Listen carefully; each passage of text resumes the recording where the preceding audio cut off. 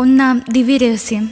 പരിശുദ്ധ അമ്മേ, മാതാവേ, അങ്ങ് ഉണ്ണീശോയെ ദേവാലയത്തിൽ കാഴ്ചവെച്ചപ്പോൾ നിന്റെ ഹൃദയത്തിലൂടെ ഒരു വാൾ കടക്കും എന്ന ശിമയോന്റെ പ്രവചനം കേട്ടപ്പോൾ നീ ചിന്തിയ രക്തക്കണ്ണീരിനെ പ്രതി.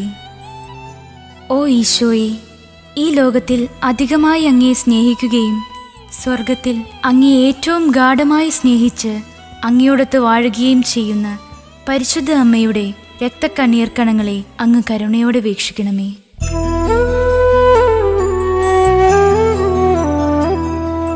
സ്നേഹം നിറഞ്ഞ ഈശോയെ, നിന്നമ്മ ചിന്തിയ രക്തക്കണ്ണീരാ